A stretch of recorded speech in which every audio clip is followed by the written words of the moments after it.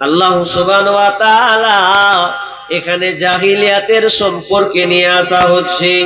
জাহিলিয়াত বলতে যেই সময় নবী তখনও নবুয়াতি পাননি, তার আগের জামানা জাহিলিয়াতের যুগ, যেই যুগটা আবু জেহেল আবু লাহাবের যুগ, সেই যুগের সময় নারীদেরকে কোনো মর্যাদা সম্মান দেওয়া হতো না। তাদেরকে আপনার কিনা ধর্ষণ করা হতো, তাদেরকে দাসী হিসাবে ব্যবহার করা হতো। এমনকি কন্যা শিশু জন্ম হলে ওই মেয়েটিকে গলা টিপে মেরে দেওয়া হতো। আবার কোন মহিলাকে একটু বড় হলে তাকে মাটি খনন করে পুঁতে দেওয়া হতো। আবার কেউ আপনার কিনা মেয়ে বড় হলে মেয়েকে নদীতে সমুদ্রে ভাসিয়ে দিত। জাহিলিয়াত, মেয়েদের কোনো মর্যাদা ছিল না। ওটা আল্লাহ বলছেন, ওয়াইদা বুশিরা আহাদুহুম বিল উনসা যাল্লা ওয়াজহুহু মুসওয়াদ্দান ওয়া হুয়া কাযীব। যখন তাদেরকে কন্যা সন্তানের সুসংবাদ দেওয়া হতো, যখন বলা হতো আপনার মেয়ে হয়েছে, তখন তার মুখটা কালো মলিন হয়ে যেত, মুখটা তার ভারাক্রান্ত মন হয়ে যেত, মনে হচ্ছে তাকে যেন বিষ পান করানো হয়েছে। বেটি হয়েছে এই জন্য মন খারাপ। কেন? কয়েকটা কারণ আছে। কারণগুলো বলবেন তো আপনি বলবেন তাহলে ঠিক করেছে। কিভাবে? আমরাও বর্তমানে এখন মেয়েদেরকে হত্যা করি। 3 দিন আগে খবর, 4 দিন আগের খবর কোথায় যেন নিলাম, লালগোলার দিকে 3টা বেটি হয়েছে, 4 নম্বরে বেটি হয়েছে, আছাড় দিয়ে মেরে ফেলে দিয়েছে। বেটি নিবে না তাই। আমরাও মেয়েদেরকে হত্যা করছি। কেমন করে? কিছু কিছু কথা আছে মানুষের গা জ্বলবে, মিষ্টি মিষ্টি কথা বললে ভালো, কিন্তু ওর ডাইরেক্ট অ্যাকশন তিতা হয়ে যায়, কিন্তু কথাগুলো হলো বাস্তব সত্য। আমরাও বর্তমানে আমরা মেয়েদেরকে জবাই করি। কি দিয়ে জবাই করি বলবো? রাগ অটোমেটিক হবে। 1 নাম্বার, মেয়ে সাবালিকা হলো, বড় হলো, বিয়ে শাদী হলো, বিয়ে শাদী হওয়ার পর বাপ শ্বশুর বাড়ি গেল, ছেলে মেয়ে হলো, সবকিছু হলো। এরপরে বাপের জমি যখন ভাগ হবে তখন মেয়েদেরকে মাহরুম করে দেওয়া হয়। ছেলেরা জায়গা জমি নেয়, মেয়েদেরকে দেয় না। আপনার এদিকে দেয়? মুক্ত মনে সব স্তব্ধ করে রেখেছে। মেয়েদেরকে জায়গা জমি দেয় না। বেটারাকে বলে তোরা লিয়ে নিবি, আর বেটিকে বলে সান্ত্বনা পুরস্কার, থাক তুই। কোথায় পেয়েছেন আপনি? ইসলাম নারীদেরকে মর্যাদা দিয়েছে, আর আমরা মর্যাদাতে হাত লাগিয়েছি। আপনার ছেলে যদি 2 ভাগ পায় তো আপনার মেয়ে 1 ভাগ পাবে। আপনার ছেলে যদি 10 কাঠা পায় তো আপনার মেয়ে 5 কাঠা পাবে। আপনার হাত নেই। আর কত বাপজিগালাকে দেখছি, মেয়েরাকে যদি ভাগ দেয়ও বা, তো ছেলেরাকে কইছে তোরা সদর গালা নিবি, ওই 16 মাইলের টাউন গালা আছে না, ওগুলা তোর। আর বেটিটাকে বলছে ওই যে ঝাড়ের পুঁয়ে কিছু হয় না, ওগুলাতে পড়া আছে, ওগুলা তোর ঘি। কে আপনাকে এগুলো বলেছে? অথচ একজন আলেম এখনো বেঁচে আছেন। আমি ফতুয়া দিচ্ছি না, তার কথা নকল করছি। আলেম এখনো বেঁচে আছেন, যিনি একজন রাইটার, লেখক। তিনি বলছেন, যদি তোমরা দুনিয়াতে জাহান্নামী লোক দেখতে চাও, যদি মনে করো জাহান্নামী লোক দেখবো, কোন লোকটা জাহান্নামী, তো ওই দিকে চলে যাও। যে লোকটা দেখো এই দিক দিয়ে হাঁটতে শুরু করেছে, 16 মাইলের দিকে যাচ্ছে, দেখো যে লোকটা বেটির জমি মেরে খেয়েছে, ওই লোকটা হলো জাহান্নামী। সে যতই আপনার তাহাজ্জুদ গুজার হোক, সে যতই বড় নামাজি হোক, যতই তাহাজ্জুদ পড়নেওয়ালা হোক, হাজি হোক না কেন, যদি মেয়ের জমি সে মেরে খায় আর ছেলেদেরকে লিখে দেয়, তো ওই আলেম বলছেন যদি তুমি জাহান্নামী লোক দেখতে চাও দুনিয়াতে, তো ওই লোকটাকে দেখো যেই লোকটা তার বেটির জমি মেরে খেয়েছে। যতই আপনি তাহাজ্জুদ গুজার হন আর যতই আপনি হজ কাপ পালনকারী হন, লাভ 1 পয়সা লাভ হবে না। বেটির জমি খেয়েছেন, ফিরিয়ে দিয়ে আসেন। যদি মনে করেন জান্নাত যাব, তাহলে বেটির হক বুঝিয়ে দিয়ে আসতে হবে, কিছু করার নাই। মসজিদে ডিউটি করছি, এখন মসজিদ ছেড়ে দিয়েছি। 4 বছর আগে একটা মেয়ে এসে মসজিদে জিজ্ঞাসা করছে যে মৌলভী সাহেব আপনারা কি ধরনের ওয়াজ করছেন গো? বলছে কেন, যে কি ওয়াজ করছেন তা আমাকে একবার জমি জায়গার ব্যাপারে একটু ওয়াজ করতে পারেন না? বলছে কেমন কথা হলো, ওয়াজ তো করি, ওয়াজ তো করি। বলছে কি হয়েছে? বলছে আমার বাপের অবস্থা দেখছেন কি করেছে, ভেড়াকে দিচ্ছে, হারাকে 2 কাঠাও দেয় না জি। বলছে করি তো, ওয়াজ করি না মানে বলি। তা আমি আবার একটু হাসি রসুকো মানে মানে একটু হাসি মজাক করে বলছি মেয়েটাকে যে হাগে খালা ঠিক আছে তোরা বেলে মাফ করে দিস বেলে। যে কে কইছে জি তারা মাফ করে দি? হ্যাঁ মাফ করি কোনোদিন, ওটা ওপর ওপর কহি, মন থেকে কোনদিন মাফ করি না। অনেকে আবার বলে যে মাফ করে দেয়, যা কবরে ঢুক খালি। এরা মেয়েরা কোনোদিন মন থেকে মাফ করে না। আমি জিজ্ঞাসা করছি মন থেকে লা কেমন করে? বলছে বাপের বাড়ি যাব, ভাইয়ের বাড়ি উঠবো, তো কি করবো, কোনো পথ নাই। লাস্টে বেলা করছি যাজ্ঞা আল্লাহ যা করবে।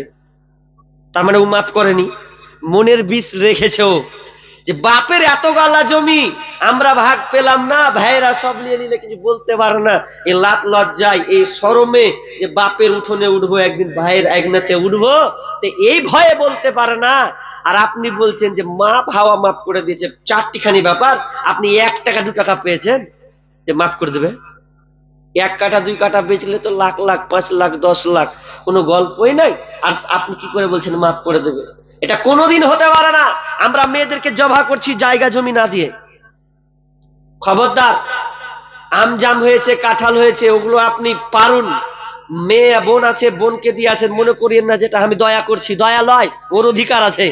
আপনার যেমন অধিকার আছে ওরও অধিকার, বাপের খাওয়ার, কাঁঠাল খাওয়া, আম খাওয়া, জাম খাওয়া, পেয়ারা খাওয়া, ওর অধিকার আছে, ওকে দিয়ে আসতে হবে, দয়া নয় এটা। তা আমরা জবাই করছি। ঠিক তেমনি ভাবে জাহিলিয়াতে মেয়েদেরকে অধিকার দেওয়া হতো না, এমন কি মেয়েদেরকে দাসী হিসাবে ব্যবহার করা হতো।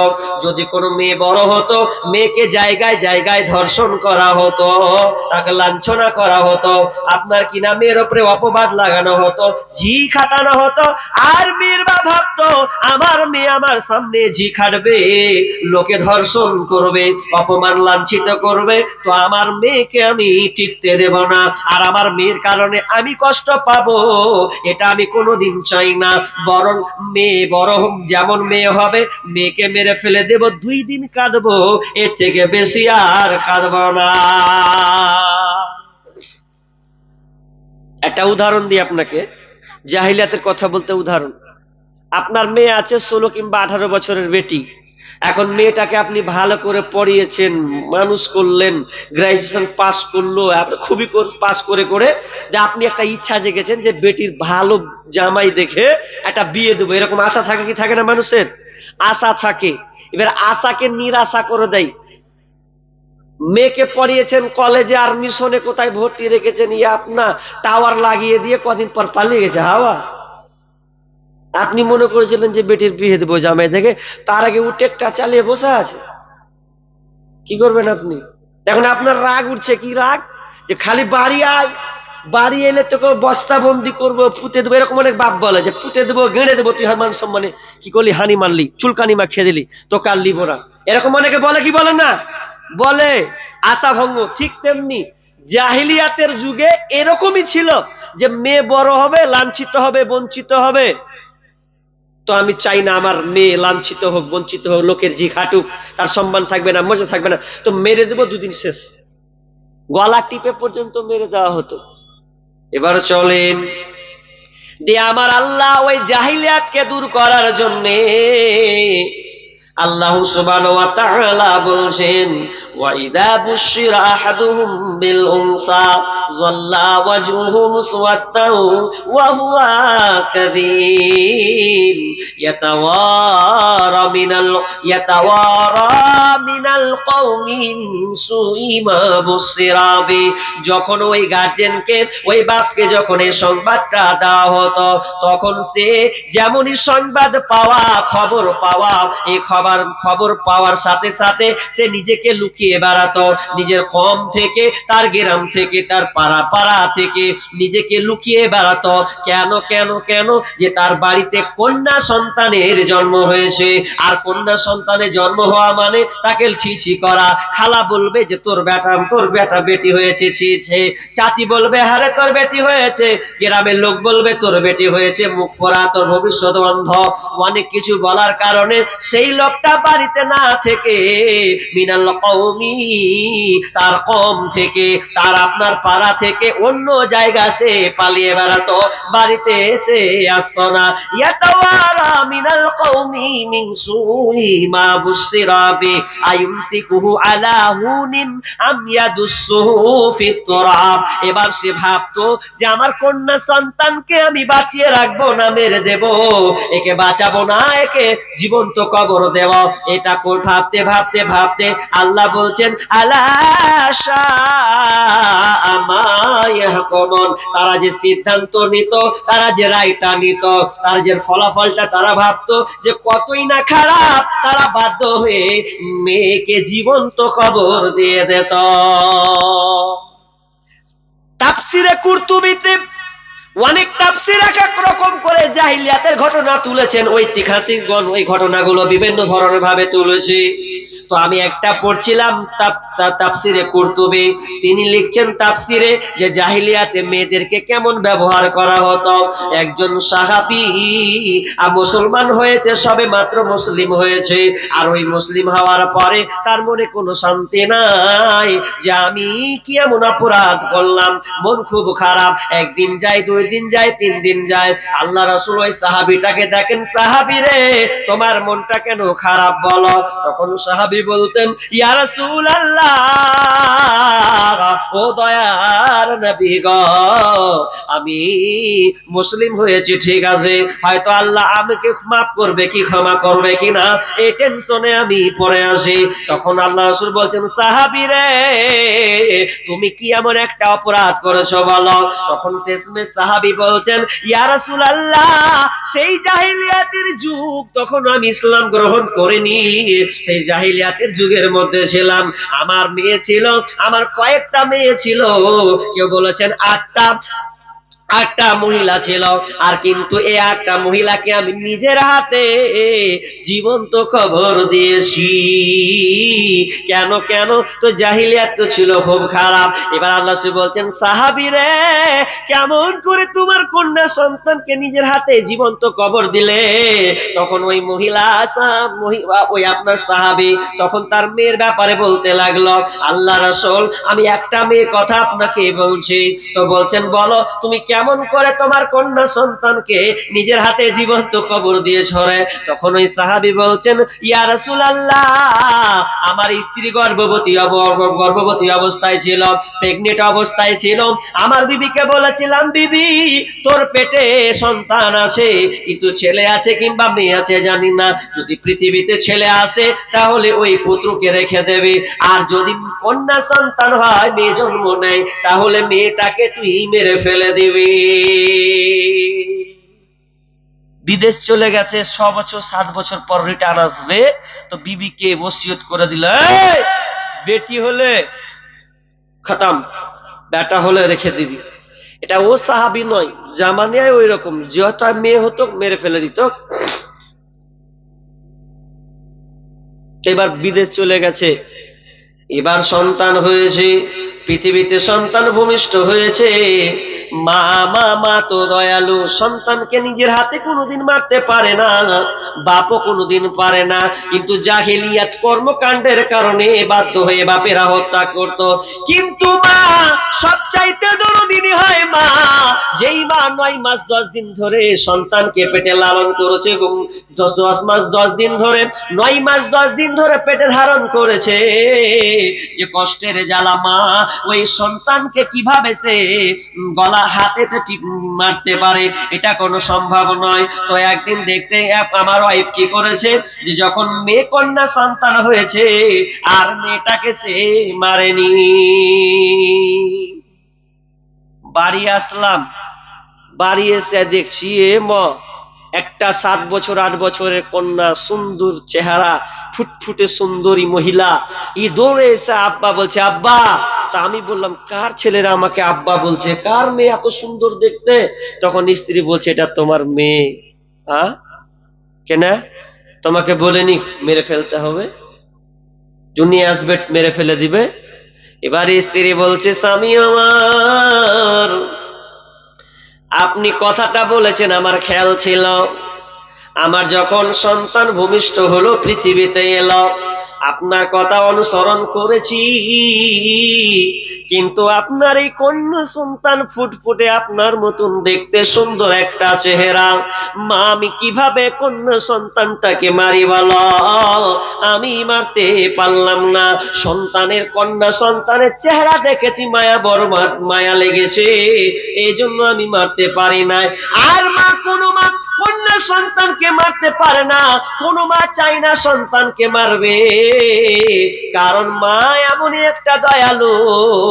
একজন পেপারে কিছুদিন আগে পড়ছিলাম, ডাক্তার ওই মহিলাকে বলছে, মা বলো তো, তোমার জীবনটা খুব ঝুঁকির মধ্যে আছে, তোমার মধ্যে দুটো অপশন আছে, তুমি যদি বলো মা নিজে বাঁচবো, তাহলে তোমার সন্তানটা মারা যাবে, আর যদি বলো না না না আমি মরে যাব, সন্তানকে বাঁচাবো, এটা করা যাবে, তো তুমি কোনটা রায় দিচ্ছ বলো? মা বলছে, ডাক্তার এটা আমি চাই না যে আমি বাঁচবো আর আমার কন্যা, আমার সন্তানটা মারা যাবে, এটা আমি কোনোদিন চাই না, কোনোদিন চাই না, কোনোদিন চাই না। ও ডাক্তার বাবু, আমি মারা যাই ঠিক আছে, আমার সন্তানটাকে বাঁচাতে হবে, আমার সন্তানটা পৃথিবীর মুখ দেবে, এটা মা আমি চাই, কারণ আমি 24 বছর ধরে পৃথিবীর আলো দেখেছি, সূর্য দেখেছি, চাঁদ দেখেছি, নক্ষত্র গ্রহ তারা দেখেছি, এগুলো আমি সব দেখলাম, মা দেখলাম, আব্বা দেখলাম, স্বামী দেখলাম, কিন্তু আমার এই সন্তান তো পৃথিবীর মুখ দেখেনি, তাহলে আমার আর দুনিয়াতে থেকে লাভ নাই, বরং আমার সন্তান পৃথিবীতে থাক, ও আলো সূর্যের মুখ, সূর্যের কিরণ লোক, সূর্যের আলো নেবে, চাঁদের কিরণ নেবে, পৃথিবীর বাতাস আলো মুগ্ধ জীবন যাপন করবে, এ আব্বা দেখবে, তার প্রতিবেশীকে সে দেখবে, এটা ও চাক, আমি মা এটা কখনো চাই না। ডাক্তারও কেঁদে ভেবে পায় না কি করবে, কাকে বাঁচাবে, কাকে রাখবে, শেষমেশ মা দুনিয়া ছেড়ে চলে গেল, বাচ্চাকে বাঁচিয়ে দিল। কারণ সায়েন্স বলছে, বিজ্ঞান বলছে, মা যখন সন্তান প্রসব করে কত ব্যথা অনুভব করেন জানেন? একটা মানুষ, একটা মেয়ে স্বাভাবিক যদি তার ব্যথা অনুভব করে 47 থেকে 48 ইউনিট ব্যথা অনুভব করে, কিন্তু যখন একজন মা সন্তান প্রসব দেয়, যখন ডেলিভারি হয় সন্তান, তখন মাকে কষ্ট অনুভব করতে হয় 57 থেকে 58 ইউনিট ব্যথা, যেটা 200 হাড়, 206 খানকে হাড়কে যদি একত্রিত করে মুচড়ে দেওয়া হয়, যত কষ্ট হয় একটা সন্তান প্রসব দিয়ে ওই মায়ের কষ্ট হয়। এজন্য দেখবেন অনেক মা সন্তান প্রসব দিতে গিয়ে পৃথিবী ছেড়ে চলে যায়, এরকম নজির নাই? অনেক আছে। মা কেমন মা দেখেন সন্তানকে, সন্তানের মুখ দেখার জন্য তাকে কষ্ট সহ্য করতে হয়, তো ঠিক তেমনি ভাবে এবার বলছে, স্বামী আমার, আমি কন্যা সন্তানকে মারতে পারলাম না তার মুখখান দেখে, এবার তো স্বামী কি করবে, উপায় বের করে পায় না। আস্তে আস্তে কন্যা সন্তান বড় হয়েছে, 7 বছর হয়েছে কিংবা 8 বছর হয়েছে, এবার পাড়ার ছেলেরা ওকে প্রস্তাব দিতে শুরু করেছে, এরে তুই আমাকে বিয়ে করবে কিনা বল, এরে তুই আমার সঙ্গে যাবে কিনা চল। কত খারাপ ছিল জাহিলিয়াত, এটা বলার পর আপনাকে জাহিলিয়াত গভীর তথ্যর দিকে নিয়ে যাব, কত জাহিলিয়াত খারাপ ছিল।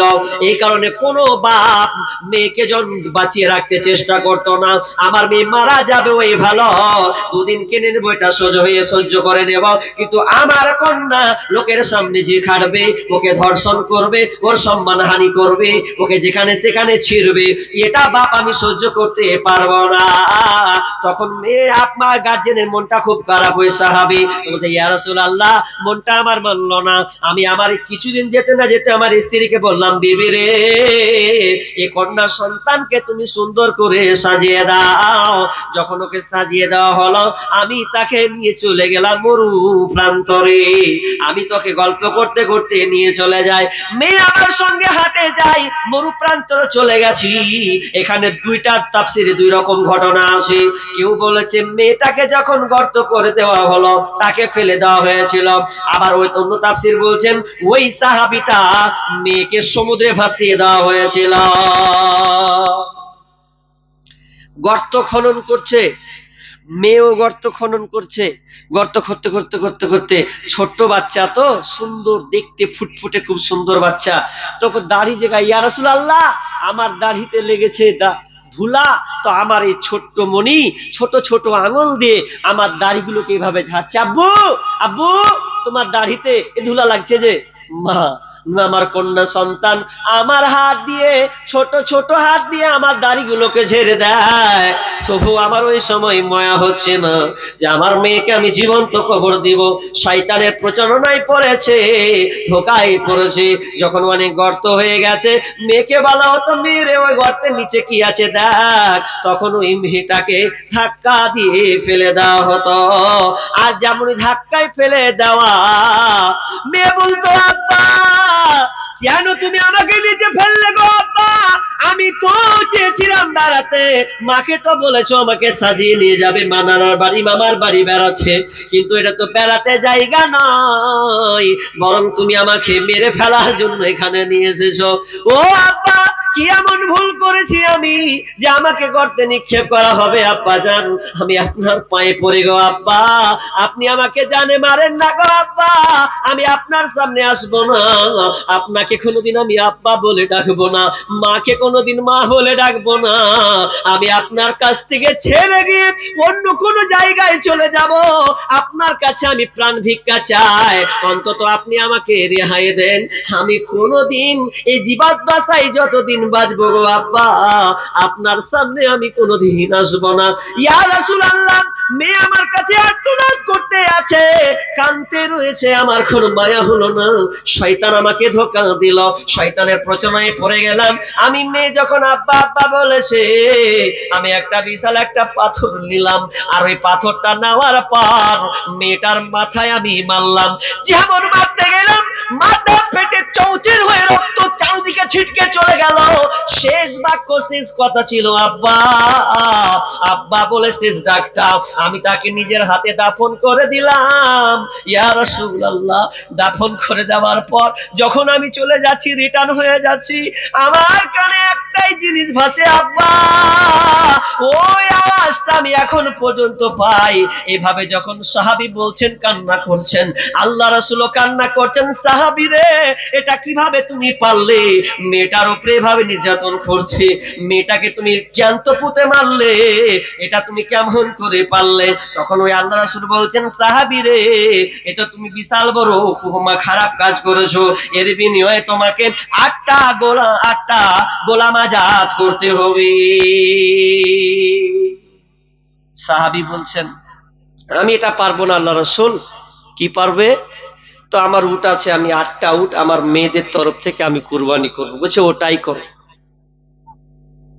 ঐতিহাসিকগণ এই ইতিহাসগুলোকে, এই জাহিলিয়াত গুলোকে একটা একটা একটা করে টেনে নিয়ে এসেছেন। তাহলে জাহিলিয়াত কত নোংরা, কত খারাপ, যা বলার কথা নয়। এবার আমি চলে যাব, বলছিলাম না যেন কেন মেয়েদেরকে মানে জীবন্ত কবর দেওয়া হতো। একটা হাদিস পড়ছিলাম বুখারীর কিতাবুন নিকাহ, এখানে হাদিস বর্ণনা করছেন মা আয়েশা রাদিয়াল্লাহু তাআলা আনহা, যে জাহিলিয়াতের যুগে মেয়েদেরকে কেমন ব্যবহার করা হতো। বিয়ের পদ্ধতি 4 ধরনের বিয়ের নিয়ম ছিল। 4 ধরন। কয় ধরনের বললাম বলেন তো আপনারা? 4 ধরনের। আপনারা শুনছেন আলোচনা, একটু হ্যাঁ হু না দিবেন। কয় ধরনের বিবাহ হতো তো বললাম? 4 ধরনের। এই 4 ধরনের বিবাহ যখন হতো, তো একটা স্বাভাবিক অবস্থায় হতো, মানে যেমন আমরা করি, দেখাশোনা করি, লেনদেন করি, এরকম জাহিলিয়াতের যুগে এরকম একটা ছিল। কিন্তু 3টা ছিল খুব খাতারনাক। কেমন খাতারনাক? মা আয়েশা নিজে বলছেন, জাহিলিয়াতের যুগে 4 ধরনের বিবাহ হতো। একটা বিবাহ বললাম স্বাভাবিক আমাদের মতন। দ্বিতীয় নম্বর ছিল যখন কোন একটা মেয়ে যখন সাবালিকা হয়ে গেল, যখন একটা মেয়ে বড় হয়ে গেছে, তখন ওই মেয়েটা যখন রাস্তা আপনার কিনা বিবাহ করে নিত, গার্জেন যখন বিবাহ দিত মেয়েটাকে শ্বশুর বাড়ি পাঠিয়ে দেওয়া হতো। শ্বশুর বাড়ি পাঠিয়ে দেওয়ার পর স্বামী বলতো, এই শোন, তোকে আমি বিবাহ করেছি ঠিকই, কিন্তু তোকে একটা কাজ করতে হবে, যতদিন পর্যন্ত তোর পেটে বাচ্চা না আসবে ততদিন পর্যন্ত তুই আমার বিছানায় আসতে পাবি না। মেয়েটাকে বলতো কি, যে আমি স্বামী তোকে বলছি, শোন, কি করবি, উমুকের বাড়ি যাবি, উমুকের বাড়ি গিয়ে একটা ভালো লেভেলের হাই কোয়ালিটির লোক, পয়সাওয়ালা লোক, সেই লোকটার কার বাড়িতে যাবি, ওর সঙ্গে মিলন করবি। ছি ছি, কত নোংরা দেখেন। স্বামী বলতো, যাবি ওই বাড়িতে, যা, ওই বাড়িতে গিয়ে যে একটা ছেলে আছে, ছেলেটা খুব শক্তিশালী, পয়সাওয়ালা, টাকাওয়ালা, চরিত্রবান, ওই লোকটার কাছে গিয়ে তুই ওর বিছানায় তুই ঘুমাবি। কতদিন পর্যন্ত, যতদিন না তোর পেটে বাচ্চা না হবে ততদিন পর্যন্ত আমার ঘরে তুই আসতে পাবি না। তখন স্বামী যেমনি বলতো, স্ত্রীও মেনে তো, নিরুপায় হয়ে কিছু করার নাই। তখন ওই মেয়েটা স্বামীকে বাদ দিয়ে একটা পর পুরুষের বিছানায় এসে থাকতো। কতদিন পর্যন্ত, যতদিন পর্যন্ত পেটে না বাচ্চা আসতো। আর যখন পেটে বাচ্চা আসতো রে, তখন যদি মেয়ে ছেলে দুনিয়াতে যদি কোনো সন্তান ভূমিষ্ঠ হতো, তো ওই তরফ বলতো, যাক, তোকে আর ওই স্বামীর কাছে যেতে হবে না, আমার কাছেই থেকে যা। যদি এই কথা বলা হতো তাহলে এই তরফে মেয়েটা থেকে যেত। এর নাম একটা বিবাহ। কত জঘন্য। আর একটা জঘন্য হতো, নাম্বার 3 নাম্বার জঘন্য।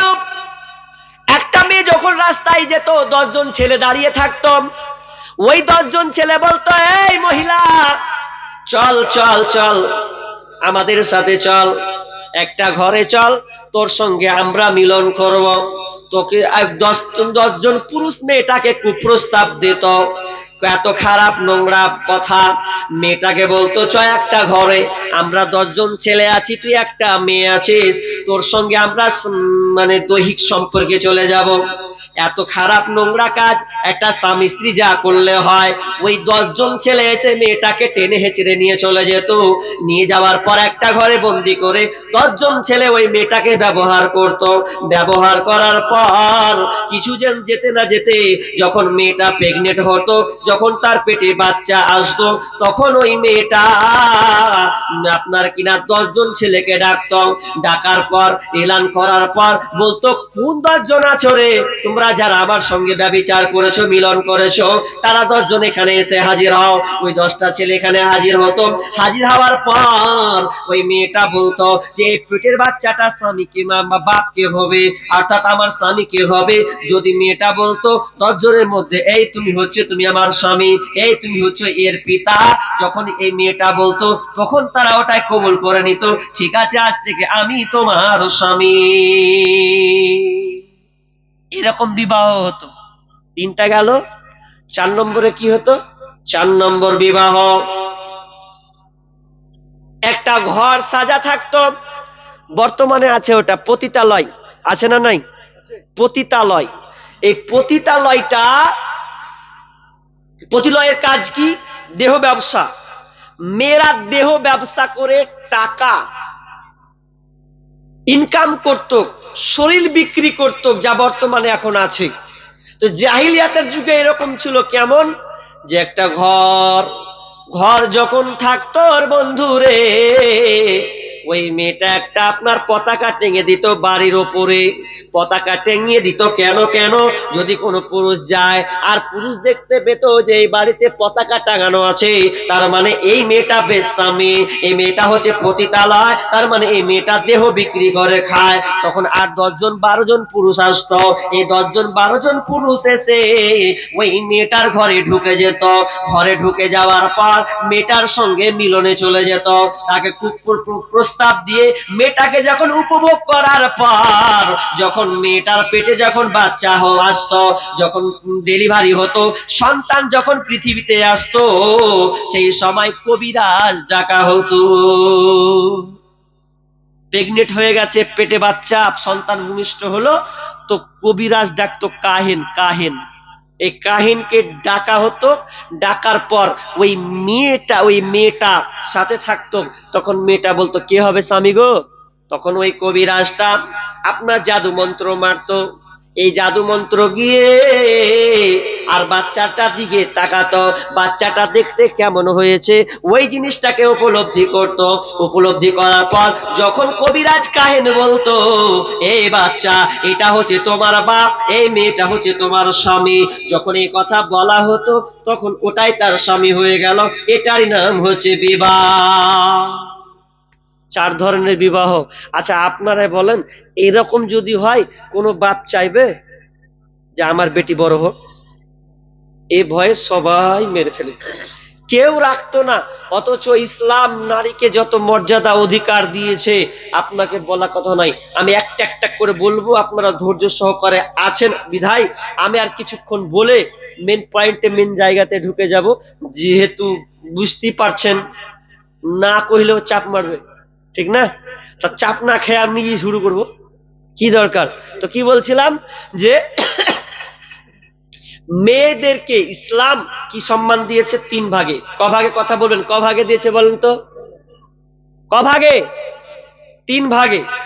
আপনারা ঢুলছেন নাকি গো? না আছেন?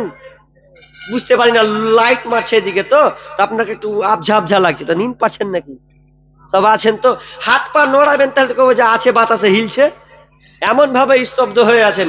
তো ইসলাম নারীকে কয় ভাগে সম্মান দিয়েছে বললাম? 3 ভাগে। এক, মেয়ে হিসাবে তার অধিকার, স্ত্রী হিসাবে তার অধিকার, মা হিসাবে তার অধিকার। 3 ভাগে মেয়েদেরকে সম্মান মর্যাদা দিয়েছে। এক, মেয়ে হিসাবে তার অধিকার পাবে। বিশ্বনবী বলছেন, হাদিসটি বর্ণনা করছেন আনাস বিন মালিক قال قال رسول الله صلى الله عليه وسلم من على জারিয়াতাইনি হাত্তা তাবলুগা, যে বাড়িতে 2টি কন্যা সন্তান আছে, যার বাড়িতে 2টা মেয়ে আছে, ওই মেয়েটা যদি থাকে বালেগা পর্যন্ত, ওই বাপটা যদি বালেগা পর্যন্ত মেয়েটাকে দেখভাল করে, মেয়েটাকে শাসন করে, মেয়েটাকে ভালোভাবে চালায়, তাহলে বিশ্বনবী বলছেন যা ইয়াউমাল কিয়ামা, সেই ব্যক্তি, সেই গার্জেনটা কিয়ামতে আমার সঙ্গে থাকবে। আনা ওয়া হুয়া হাকাদা, তিনি আঙ্গুল উঠালেন আমার সঙ্গে কিয়ামতের দিন থাকবে। ওয়া যাম্মা ইউআসাবিয়াহু, বিশ্বনবী বলছেন তিনি আঙ্গুলকে উঠালেন, যে তারা তর্জনী, কোন হাদিসে আছে তর্জনী আঙ্গুলকে তিনি উঠালেন, উঠিয়ে বললেন এইভাবে একটা গার্জেন যার বাড়িতে 2টি কন্যা আছে, সেই বাড়িতে যদি কোন 2টি কন্যা সন্তান থাকে, ওই লোকটা আমার সঙ্গে কিয়ামতের মাঠে থাকবে। কোন হাদিসে বলা হয়েছে ওই বাপটা জাহান্নামের আর হবে। আর একটা হাদিস আছে আন জাবিরিন قال عن جابر عن ابي سعيد الخدري رضي الله تعالى عنه قال قال رسول الله صلى الله عليه وسلم من على ثلاث بنات, বিশ্বনবী বলছেন যে যার বাড়িতে 3টি কন্যা সন্তান থাকবে, ফাদ্দাবাহুন্না, মেয়েটাকে আপনার শিষ্টাচার শিক্ষা দিবে, ভালো সুশিক্ষা দেবে। ওয়াজাওয়াজাহুন্না, মেয়েটা দেখে সুন্দর বিবাহ দিয়ে দিবে, ভালো একটা জামাই দেখে বিবাহ দিয়ে দিবে। ওয়াহসান আলাইহিন্না, এবং মেয়েটার সঙ্গে যদি সে ভালো ব্যবহার করে, ইহসান রাখে, বিষ্ণুজি ফালাহুল জান্নাহ, তাহলে ওই বাপটা জান্নাতে থাকবে। ছেলের ব্যাপারে আপনি একটাও হাদিস দেখাতে পারবেন না যে কারো যদি 3টা 2টা বেটা হয় তাহলে এই রকম অফার পাবে, একটাও হাদিস নাই। আপনি দেখান। অথচ বুক ফুলে বলছে হ্যাঁ 3টা বেটা, আরে 3টা বেটা, ঘোড়া ডিমল হয়, কিছুই নেই। কিন্তু বাড়িতে যদি বেটি থাকে, 2টা বেটি, রাসূল সাল্লাল্লাহু আলাইহি ওয়াসাল্লাম সুসংবাদ দিচ্ছেন যে ওই লোকটা জাহান্নামের আর হবে, কষ্টগুলো জাহান্নামের আর করে দিবে, জাহান্নামের আগুন স্পর্শ করবে না, এবং রাসূল সাল্লাল্লাহু আলাইহি ওয়াসাল্লামের সঙ্গে জান্নাতে থাকবে। কত অফার গো! এবার লিবেন বেশি করে ছেলে, লেন মেয়ে চান বেশি করে, মেয়ে চান, লাভ আছে, ফায়দা আছে। তবে মেয়েকে মানুষ করতে গিয়ে সুশিক্ষার কথা বলা হয়েছে, আবার কুশিক্ষা বানায়েন না। মেয়ে 3টা 4টা 5টা নেন, অসুবিধা নেই, কিন্তু মেয়েকে মানুষের মতন মানুষ বানাতে হবে, তবে আপনি জান্নাতে যাবেন। আর উল্টা কাজ করেন, দায়ুস হয়ে যান, তাহলে কিন্তু জাহান্নাম যাওয়া লাগবে। যেমন জান্নাত যাবেন তেমন জাহান্নাম। কিন্তু আজকালকার মেয়েদেরকে কি করছে গো, কন্যা সন্তান বড় হয়ে গেছে, বেশি ভালোবাসা ভালো নয়, বেশি ভালোবাসা করতে গিয়ে মোবাইল ধরিয়ে দিছে। ওই মাধ্যমিক পাস হলো মোবাইল হাতে, কেন ওর মোবাইল হাতে থাকবে? এই মোবাইল কত নোংরা জিনিস ভাই। প্রায় মেয়েকে দেখছি স্কুলে পাস, মাধ্যমিক পাস না হতে হতে মোবাইল ধরিয়ে দিয়েছে। তো বলছে আমরা, আবার বলছি যে ওটা আমরা নয়, কে? সরকার। কেন দিয়েছে সরকার মোবাইলটা? তো বলছে এই সমস্যা, আস্তে আস্তে দিয়ে মোবাইলটা দিলাম, এটা অনলাইন ক্লাস হবে। আচ্ছা আপনারা বলেন গো, ওতে অনলাইন ক্লাস হবে? ঠিক করে বললেন, অনলাইন ক্লাস হবে না অনলাইন প্রেম হবে? কোনটা কহেন তো? অনলাইন ক্লাস হবে না অনলাইন প্রেম হবে? যত স্টেশন ঘুরেছি, একবারে ফারাক্কা থেকে নিয়ে একদম রাধিকাপুর চলে শেষ মাথা পর্যন্ত যত স্টেশন ঘুরেছি, সব জোড়া জোড়া বরখা পড়া আছে,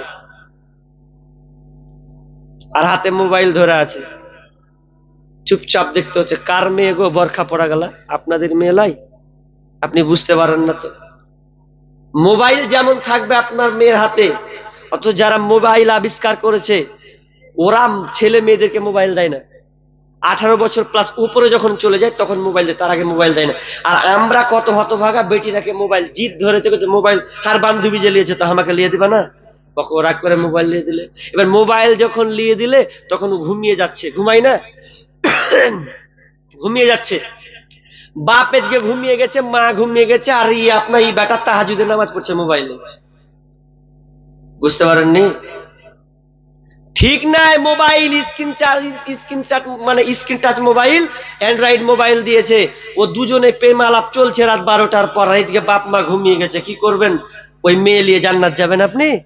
ওই ছেলে নিয়ে আপনি জান্নাত যাবেন মনে করছেন? ই তো আওয়ারা চলছে। বিশ্বনবী বলছেন, যেই গার্জেনটা মেয়েকে সুশিক্ষা দেবে সে কেবল আমার সঙ্গে থাকবে। একজন মহিলা সাহায্য চাইতে এসেছেন, বুখারীর মুসলিমের হাদিস বলছে, একজন মেয়ে চাইতে এসেছে কার কাছে? তো মা আয়েশা রাদিয়াল্লাহু তাআলার কাছে আসতে চেয়েছেন। বলছেন, কে আছে গো, কিছু কি আমাকে দেবে? মা আয়েশা রাদিয়াল্লাহু তাআলা আনহা ওখানেই বসে আছেন, তার কাছে মাত্র 2টা খেজুর ছিল। একটা খেজুর তিনি খাওয়ার জন্য রাখলেন, আর একটা খেজুর ওই মিসকিনটাকে দিয়ে দিলেন, ও সাহায্য কম যাকে, ওই মহিলাটাকে দিয়ে দিলেন। এবার মা আয়েশা দেখতে পেলেন যে যেই মেয়েটাকে আমি একটা খেজুর দিলাম, সেই মেয়েটা নিজে না খেয়ে অর্ধেক করলো, 2 ভাগ করে, আর 2টা কন্যাকে সে দিয়ে দিল। আল্লাহ রাসূল কিছুক্ষণ পরে আসলেন, আসার পর বলছেন, ইয়া রাসূলুল্লাহ, একটা মিসকিন আমার কাছে এসেছিল, একজন মহিলা, সেই মহিলাকে আমি একটা খেজুর দিলাম, কিন্তু ওই মহিলাটা নিজে না খেয়ে তার কন্যা সন্তানকে অর্ধেক করে ভাগাভাগি করে দিল, তো আমাকে খুব ভালো লাগলো। তো এবার আল্লাহ রাসূল বলছেন, আয়েশাকে বলছেন, আয়েশা, যেই এই কাজটা করেছে, আর ভাইজা যারা মেয়েকে কষ্ট করে লালন পালন করবে, যত কষ্ট মেহনত হবে, এই কষ্ট মেহনত গুলো জাহান্নামের আর হয়ে দাঁড়াবে। মেয়ে লালন পালন করুন, অসুবিধা নাই, করুন, কোনো অসুবিধা নাই। কিন্তু দুর্ভাগ্য, আমরা মেয়েকে ছেড়ে দিয়েছি গরুর মতো। অথচ মেয়েদের সম্মান ছিল। মা বোন তোমাদের বলি, শোনো, তোমাদের যে সম্মান ছিল না, এটা তোমাকে মাথায় রাখতে হবে। তোমাকে কি করা উচিত? আল্লাহ রাসূল বললেন, আল মারাতু আওরাতুন। বিশ্বনবী বললেন, মেয়ে হচ্ছে ঢেকে রাখার বস্তু, কিন্তু আমরা ঢেকে রাখি না, বরঞ্চ ওপেন ঢাকছি। আর ঢাকছি তো কি ওপেন মানে, এখনকার আবার জানেন, বরখা যদি পড়ছে তো বরখার স্টাইলের শেষ নাই গো। কিসের লাগা বরখা পড়ছিস রে বহিন? তুই কি কারণ তুই বরখাটা পড়ছিস? কি বরখা, বরখা যদি পড়ছে তো আবার এদিকে ও আপনার গিট গিট বাঁধছে, টাইট করে ধরছে। তো বরখা পরে তোর লাভ কি হলো? তোর বরখা পড়া আর তসলিমা নাসরিনের বরখা পড়া একই রে। তসলিমা নাসরিন যখন বাংলাদেশ থেকে পালায় তখন বরখা পরে পালিয়েছিল, এটা আপনারা জানেন কেউ? লাত জুত্তা খাবে যে। তো নিজেকে বাঁচানোর জন্য বরখা পরে ভারতে এসেছিল, আবার লাত খেয়ে পালালছে। তো ওই বরখা পরার আপনার মেয়ে বরখা পরা একই, কোনো পার্থক্য নাই। কারণ ও নিজের আব্রুকে ঢাকার জন্য, যদি আব্রুকে ঢাকতো তাহলে এরকম বরখা পরতো না। আজকালকার মেয়েরা আওয়ারা জিন্দেগি চলছে, আওয়ারা জিন্দেগি, এমন আওয়ারা জিন্দেগি চলছে যে এরা বাজার গরম, বরখা পরার হিড়িক জমে গেছে, এমন যে জায়গা জায়গা এত বরখা এত বরখা। আর বরখাও বিক্রি হচ্ছে খুব। তো বিক্রি হলে কি হবে? এখন হিন্দুরা পর্যন্ত অনেক মেয়ে দেখছি বরখা পড়ছে, আমি ট্রেনে লক্ষ্য করে দেখেছি। কেন জানেন? প্রেমিকের সঙ্গে ফোন আলাপ করার জন্য বরখা কিনছে, আমি দেখেছি। তো আপনার মেয়ে বরখা পরা তো একই জিনিস হল। বোন, বরখা যদি পড়তে হয় আল্লাহর জন্য পড়ুন, এই বরখার কোনো মূল্য থাকলো না, এর বরখার কোনো দাম নাই। তুমি তোমার প্রেমিককে দেখাচ্ছ, বরঞ্চ তুমি তোমার ইজ্জতকে তুমি নষ্ট করছো, বরং তোমার ভবিষ্যৎ তুমি নষ্ট করছো। এমন করতে করতে করতে আজকালকার মেয়েরা প্রেম লীলা করতে করতে করতে করতে করতে করতে মেয়েকে হত্যা করছে, করে না? বিয়ের আগে প্রেগনেন্ট হয় না? কত লিবেন? আমার বাড়ি বেসিদুল্লাহ, দেখে লাগছে বাইকার লোক খুব সম্মান করে। তো আপনার আমি এলাকারই লোক ধরতে গেলে 16 মাইল। তো আমার বাড়ি হচ্ছে চাঁদের মোড়, বেসিদুল্লাহ এখান থেকে। তো চাঁদি মোড় বাড়ি, মাশাআল্লাহ। এবার চিনতে পেরেছেন তো?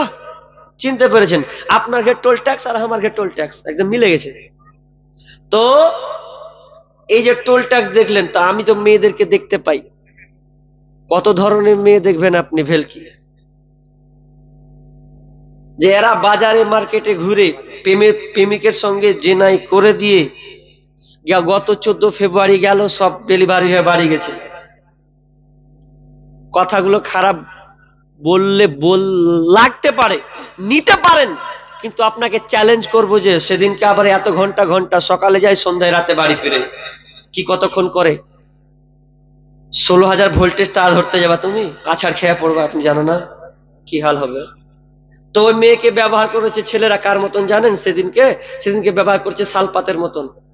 মানুষ শালপাত খায়, শালপাত ছুঁড়ে ফেলে দেয়। কাঁসার হলে স্ত্রী, ভালো স্ত্রী হও, কাঁসার থালির মতন সম্মান পাবে। আর যদি মনে করে না মজা আগেই লিব, তাহলে তোমাকে শালপাতের মতন ব্যবহার করবে, আর সে সময় কানবা, পেটে বাচ্চা হবে না, তো তুমি ওই আয়রন ব্রিজে ঝাঁপ দিয়া পড়বা, আর নাহলে ফাঁসি দিয়ে মরবা। যা দরকার নেই, প্রেমিক আমাকে ছেড়ে চলে গেল, কিছু করার থাকবে না, পেটে বাচ্চা হয়ে যাচ্ছে। কত হচ্ছে গাজাটা, কতদিন বলেছি, কত মিলিয়ন মিলিয়ন ভিউ হয়েছে। 10 মিনিটের আবেগে মাগো 5 মিনিটের মন, কে তুমি মা দেখতে দিলা না এই পৃথিবীর মুখ, জোর করে আসিনি তোর শরীরে আমি, পৃথিবীতে নাকি সন্তান হয় মায়ের কাছে দামি, তবে কেন সুখের ভুলে আমায় পেটে নিলা, সুখের শেষে কেটে ছিঁড়ে আমায় ফেলে দিলা, একদিন তুমি আমার কাছে আসবে ঠিকই মাগো, কি বলবে আল্লাহর কাছে জমা করে রাখো, আমি তো বেঁচে গেছি, আমি তো বেঁচে গেছি, বেঁচে গেল মান, নইলে লোকে বলতো মোরে অবৈধ সন্তান, একটু অবৈধ সুখ পেতে মা, একটু অবৈধ সুখ পেতে মা আমায় পেটে নিলে, কলঙ্কের ভয়ে তুমি আমায়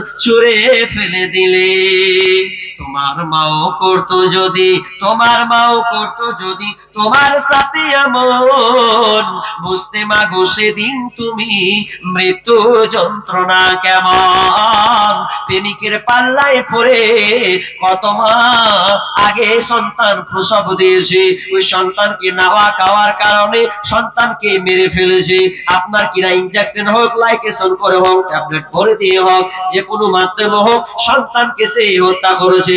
ও মা তুমি শোনো, তুমি যে অপরাধটা করেছো কাল কিয়ামতের মাঠে তুমি কি জবাব দিবে?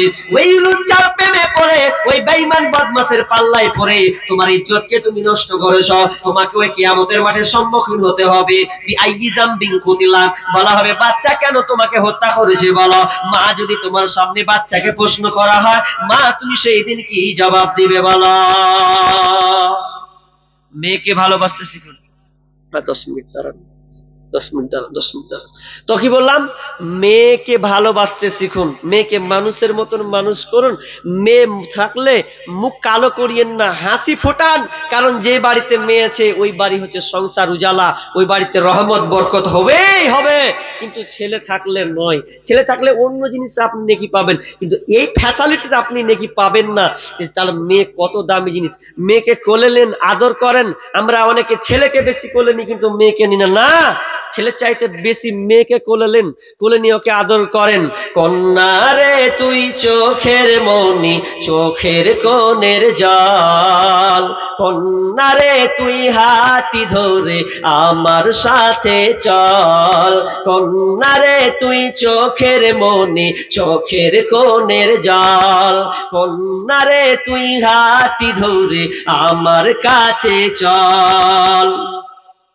কন্যারে তুই এই সংসারে ভালো থাকার মান, তোর ছোঁয়া মুখ দেখিলে ভাঙে হাজার অভিমান।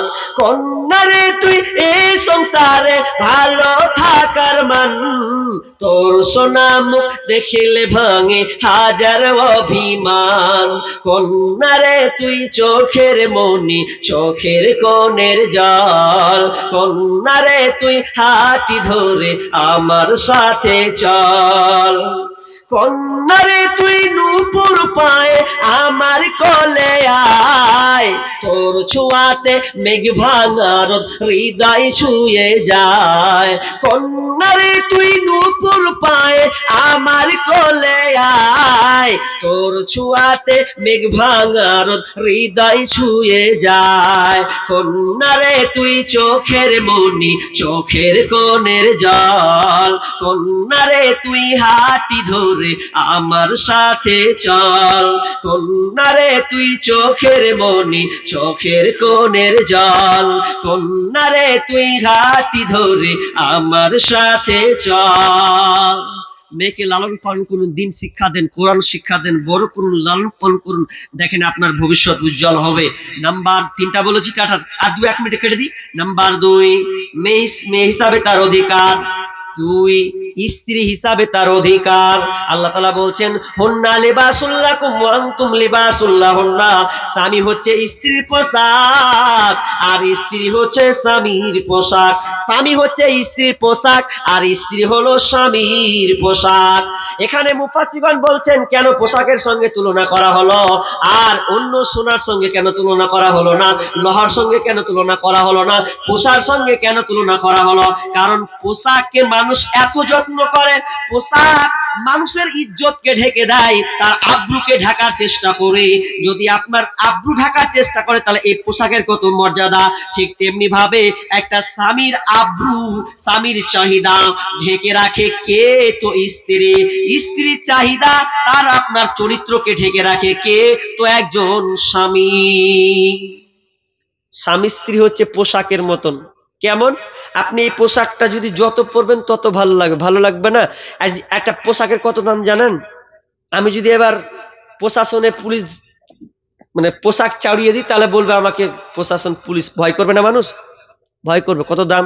আমি যে আবার পাইলটের পোশাক পরিতে বলবো এই পাইলট জাহাজ চালায়, এরোপ্লেন, ঠিক কিনা? বলবে কি বলবে না?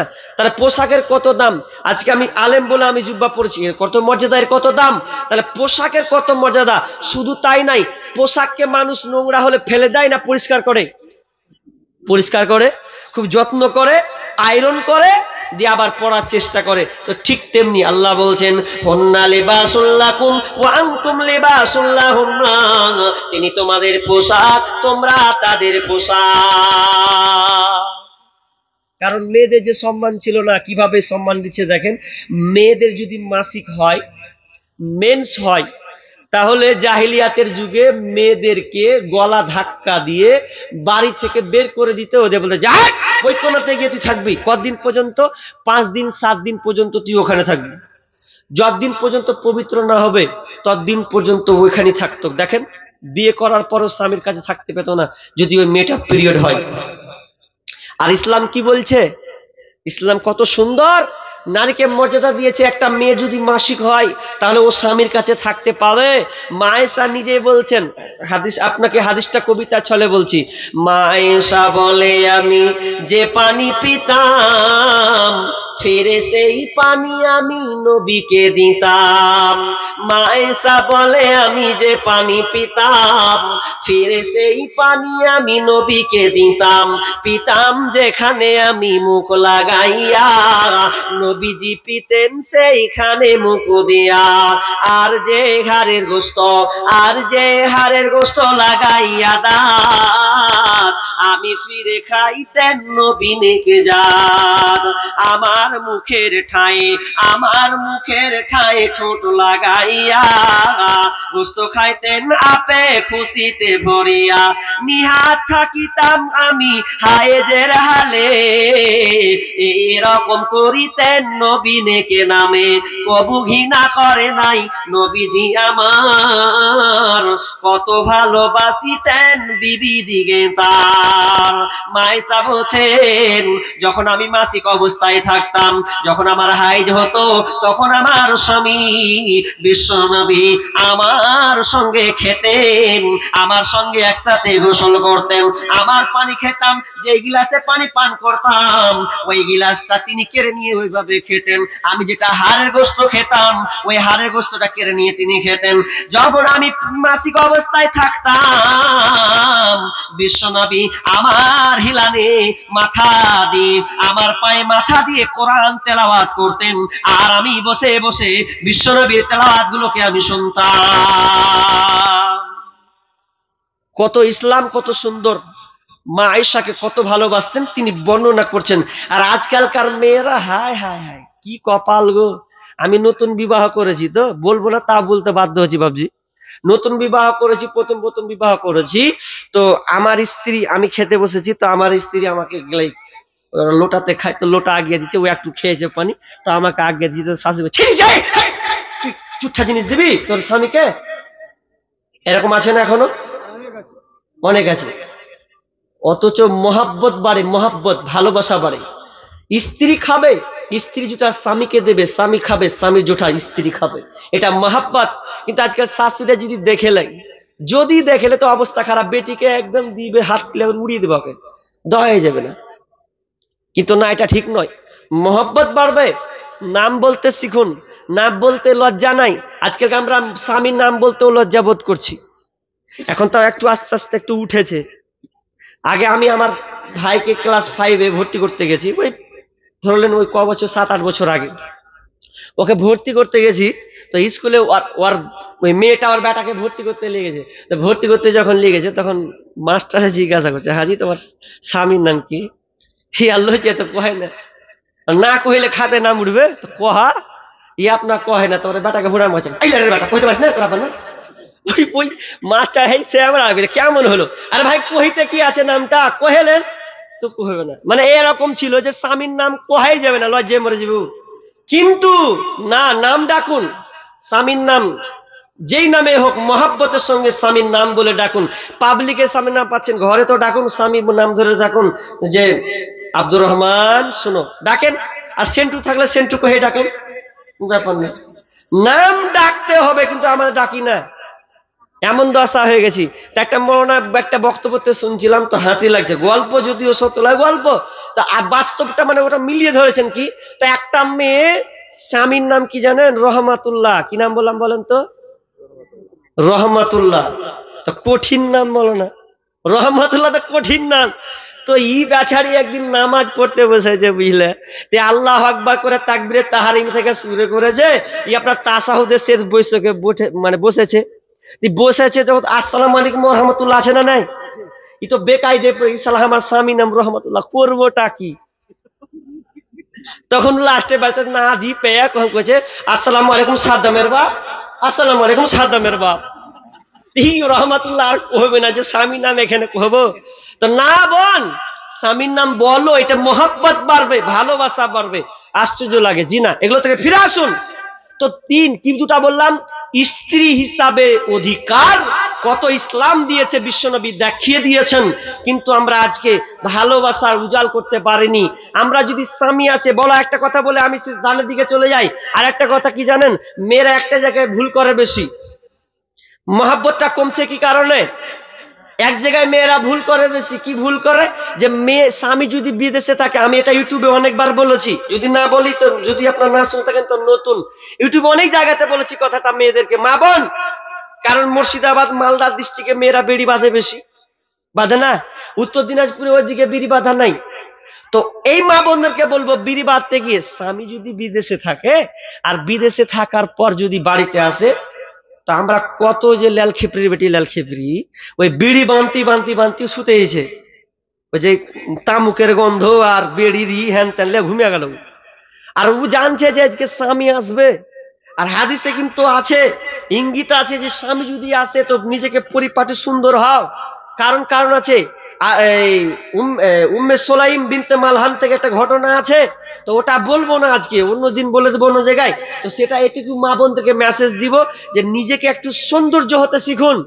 স্বামী যদি আসে তো আগেই রেডি হয়ে যাবেন যে আমার স্বামী আজকে বাড়িতে আছে, তো মোবাইলের যুগে ভাই স্বামী আসবে, নিজেকে পরিপাটি করে এমন সুন্দর করে তেল মেখে শূন্য মেখে সুন্দর করে সাজুন। কিন্তু দুর্ভাগ্য জানেন, মেয়েরা বিয়ের আগে সাজে বেশি, সাজে না, ই যত সাজে বিয়ের পরে সাজে না, সাজলে গেলেও আর স্বামীর লেগে লয়, যেদিন মরা বাড়ি দেখতে যাবে ওদিন সেজে যাবে, আর যেদিন কারো বিয়ে খেতে যাবে সেদিন সেজে যাবে। স্বামীর সামনে ভালোভাবে কেউ সাজে না, কার লেগে সাজবি। যে একটা একজন জিজ্ঞাসা করছে, মা কব বলছে, হ্যাঁ হ্যাঁ রে, ওর বেটাকে যে কি ব্যাপার রে, তুই এত খ্যাপার মতন কেন বেড়াইতে রে, তুই সেজা কুজা খুব আগে ছিলি, বলছে কাকে দেখাবো গে, বলছে একদিন বিহার আগে খেয়ে দেখে, যখন বিয়ে করলে কাকে দেখাবো, খ্যাপা কোন দেখা, তো স্ত্রীকে দেখাবি। মেয়েরাও একই, এখন আর স্বামীর সামনে সাজতে চায় না, যাকে ওগুলো কথা বলবো না। তো মেসেজ একটা দিব যে স্বামী যদি আসে যে আজকে বাড়তে ঢুকবে রাত 12টা একটা বিদেশের পর, তাহলে সুন্দর করে সাজো। কারণ প্রত্যেকটা পুরুষ সফর করে কি করে না, করার পর কত মেয়ে যে আগা দিকে পরে একটা মনের একটা থাকে না, তখন তো ভাববে যে আমার স্ত্রীটা কত সুন্দর, দেখ আমার স্ত্রী তো আছে, ও বলে বাড়ি যাবে। আচ্ছা এবার ওই মেয়েটা যদি কুলা থুইয়া না পরিষ্কার না করে, দেখছি ঘুমিয়ে গেছে লাল খেপড়ির মতন, ওগুলা কাপড় শুতে গেছে, গন্ধ করছে, এই যখন ওই আওয়াজ দিচ্ছে এম করে তো দুয়ার খুলছে, নিন পেরেছে কখন কে জানি, চুলুস চুমুস করে লাল পড়ে আছে, দুয়ার করছে, সালা আমি কি দেখনু রে, মুখ খানটা খেপি ঠিকিন করে আহে, তা আমি বুঝি রাস্তাতে কি দেখনু, আমার বিবিটাও এরকম, কত খারাপ রাস্তা, কত ভালো বিবি দেখনু, যে সালা বাড়ি আসেই নাই ভালো ছিল এর মুখ দেখে। এরকম করিয়েন না, সুন্দর করে সাজুন। সেজে কোজে থাকো সামনে তাহার, যত খুশি দেখাও তারে রূপেরই বাহার। সেজে কোজে থাকো সামনে তাহার, যত খুশি দেখাও তারে রূপেরই বাহার। তোমার রূপের ঝলক যেন অন্য দেখে না, স্বামীকে কখনো দুঃখ দিও না। শোনো শোনো নারী, ওগো বলি শোনো না, স্বামীকে কখনো দুঃখ দিও না। ভালো হোক মন্দ হোক তবু স্বামী, আল্লাহর পরে স্থান জানিও তুমি। স্বামী নারাজ হইলে জান্নাত মিলে না, স্বামীকে কখনো দুঃখ দিও না। পরকালে যদি চাও জান্নাত বাগান, স্বামীর সেবা না করিলে যাবে জাহান্নাম। পরকালে যদি চাও জান্নাত বাগান, স্বামীর সেবা না করিলে যাবে জাহান্নাম। যতই করো নামাজ রোজা আর পড়ো কোরআন, স্বামীর সেবা না করিলে যাবে জাহান্নাম। শুনো শুনো নারী, ওগো বলি শুনো না, স্বামীকে কখনো দুঃখ দিও না। স্বামীকে ভালোবাসতে শিখুন। উভয় ভালোবাসার জিনিস। লিতাসকুনু ইলাইহা, তাদের মধ্যে মহব্বত ভালোবাসা রয়েছে। এবার আমি মূল জায়গাতে যাব। আর একটা পয়েন্ট বাকি আছে, মা। তো ওটা এখন বলছি না, শেষে বলবো। যদি মনে করেন যে মা ওটা শুনবো, তাহলে এক আপাতত এখানে পেন্ডিং এ রাখলাম। মা কি জিনিস এটা আপনাকে বুঝাবো শেষের দিকে, আর বলেও দেবো অলরেডি। তবে কথা হচ্ছে, হেলমেটটা দেন তো। কথা হচ্ছে, এটা হচ্ছে মসজিদের জালসা। এটা কিসের জালসা? মসজিদের জালসা। আর 2 দিন হবে, আজকে হবে, কালকে হবে নাকি ইনশাআল্লাহ। তো যাক, তো এই মসজিদের পঞ্চুতলা